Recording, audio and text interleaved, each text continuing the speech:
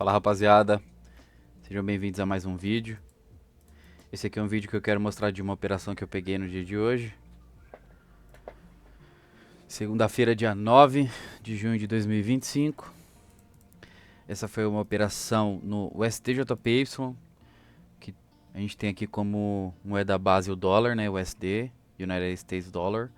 E o JPY é a moeda Japanese Yen, né, que é a moeda japonesa, o Yen. E o contexto dessa operação tem muito a ver com a última aula.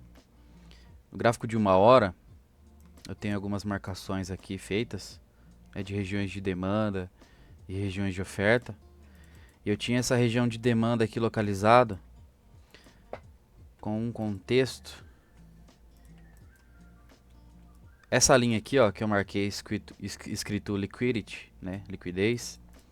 A gente viu uma movimentação do mercado onde ele deixou esses topos nivelados, né? E depois de uma correção, depois de uma movimentação de alta, né, no gráfico de 1 hora aqui, a gente viu que o mercado ele consumiu essa região de liquidez, porém ele não deixou nada de continuidade que indicasse que ele iria continuar subindo, né?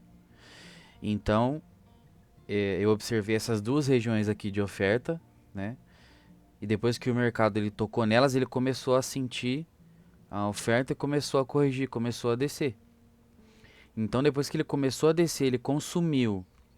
E aí ele chegou nessa região de demanda, eu fiquei observando algum POI, né? Vocês lembram da última aula?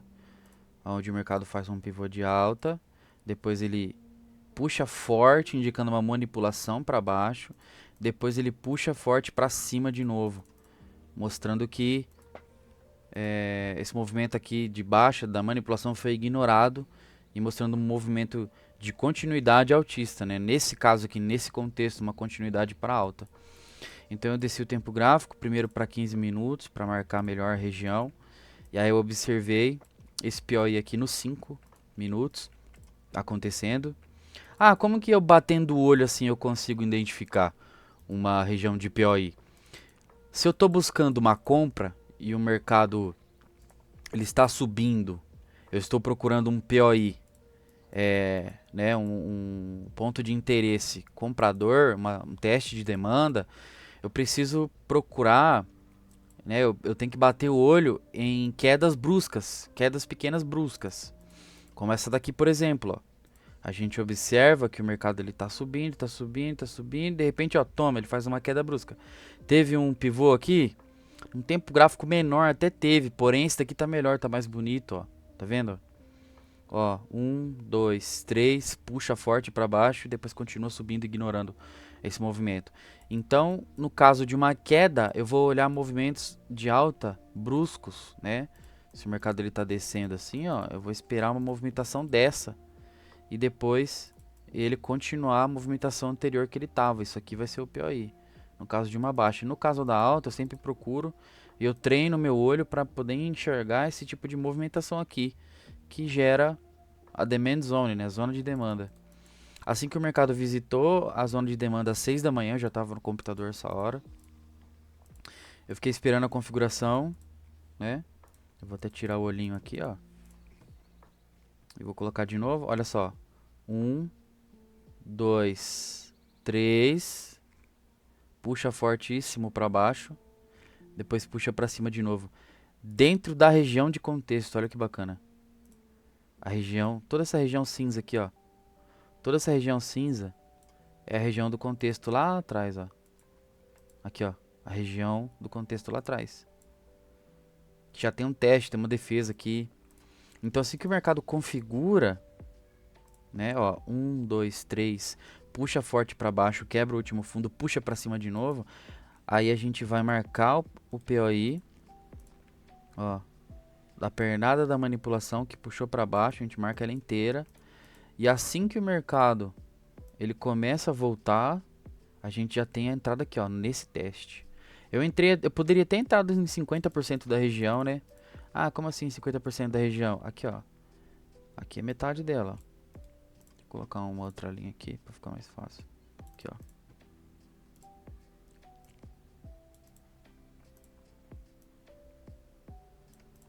Ó, certo? Não precisa ser muito exato. Mas aqui é mais ou menos 50% da região, ó.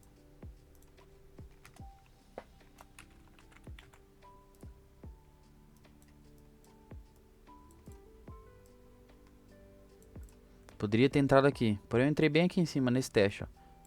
Entrei bem aqui em cima. Posicionei a ordem de compra. Bem aqui assim, ó, no 0,85. O stop aqui embaixo. E foi uma operação onde eu saí aqui com 3 e pouco, ó. Olha lá. 3,30 para 1. Uma operação de 3,30 para 1. Um pouco mais de 3%. Entrei arriscando 1% aqui. Mas foi uma operação que desenvolveu até mais, ó. Ela chegou a desenvolver, olha lá, 7,5%, vai. 7,5%. Operação totalmente dentro de contexto, operação compradora, operação bonita, um trade de livro. Marquei algumas regiões de POC, Point of Control. Isso aqui eu vou trazer para uma aula futura, falando um pouco sobre isso. Mas basicamente é uma região onde tem bastante volume, geralmente é onde o mercado ele lateraliza assim, ó. E o mercado ele tende ou a bater nessas regiões e voltar, né, e respeitar, ou ele tende a usar como escora quando ele passa. E foi o que aconteceu aqui, né? Ele usou como resistência, depois que rompeu ele usou como suporte. Teve uma, duas defesas aqui, depois o mercado voltou a desenvolver. Certo, rapaziada? É isso. Pra quem não sabe, eu uso aqui ó, o calendário br.invest.com para olhar algumas notícias. Mas como eu uso um robô, essa plataforma aqui que vocês estão vendo do TradingView é só para análise, tá? Eu uso para operar mesmo, para entrar, essa aqui ó, que é o MetaTrader 5. Nela que tá a conta da corretora, Founding Pips. E aí o trade tá aqui ó, é o mesmo trade lá. Aqui eu só clico, aqui eu só entro. Ó, na operação. E aqui, vou aumentar um pouquinho, é o robô que eu uso. E aí é 3,29. Só na quarta-feira tem notícia importante, relevante. No caso ele tá falando aqui. Ele mostra também a quantidade de lote, ó, o risco que eu entro na operação, 1%. Enfim, ele faz tudo o cálculo sozinho. Eu só posiciono e entro. Assim, ó. A entrada tá aqui. Aí o stop aqui. Eu coloco 7.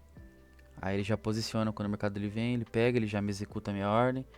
Aí aqui é o alvo. E aqui em amarelinho é o stop. Show! Até a próxima aula. Ou o próximo trade que eu pegar, eu gravo e posto aqui. Valeu, rapaziada. Deus abençoe.